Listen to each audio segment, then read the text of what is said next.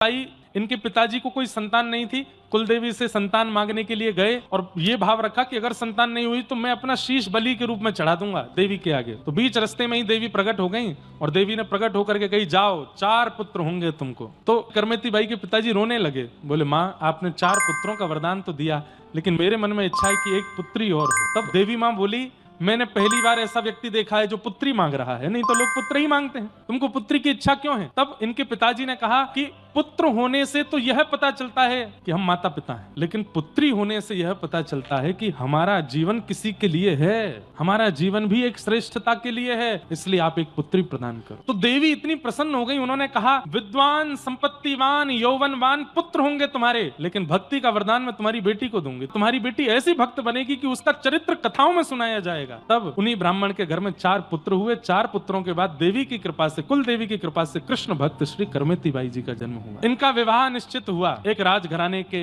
एक अच्छे कुल के बालक से इनका विवाह संपन्न हुआ। तो विवाह जिस दिन होना था उस दिन बारात सामने आई। ये ऊपर अपने कक्ष में खड़े खड़े बारात देख रही थी और तभी इन्होंने मन में विचार किया कि मैंने जन्म किसी का घर बसाने के लिए, अपना घर बसाने के लिए, गृहस्थाश्रम में जाने के लिए नहीं लिया है, मैंने जन्म ठाकुर जी की भक्ति के लिए लिया है और अपनी भक्ति के द्वारा असंख्य भक्तों को भक्ति का मार्ग दिखाने के लिए लिया है। लेकिन माता पिता जबरदस्ती मेरा ब्याह कर रहे हैं, क्या करूं? द्वार पर बारात आ गई थी और करमेती बाई उसी समय घर छोड़ के चली गई। ये नहीं पता था जाना कहाँ है, बस इनको ये पता था मेरे घर से उत्तर की दिशा में वृंदावन है। ये नहीं पता था वृंदावन का रास्ता कहाँ है, कहाँ से मुड़ना कैसे, बस उत्तर दिशा की ओर चल पड़ी करमेती बाई। द्वार पर बारात खड़ी थी, माता पिता दुल्हा का सत्कार कर रहे थे और बेटी घर से चली गई। विवाह नहीं हो पाया, पूरे नगर में ढूंढा, पुत्री नहीं मिली। तब इनके दुखित पिताजी ने नगर के राजा को कहा कि मेरी बेटी घर छोड़ के चली गई है, मेरे पास तो सैन्य बल नहीं है, आप मेरी बेटी को ढूंढवाइए, कहाँ है? तब राजा ने अपनी सेना लगा दी, बोले ढूंढ के लाओ, कहाँ गई है ब्राह्मण देवता की पुत्री? तो सेना दौड़ी,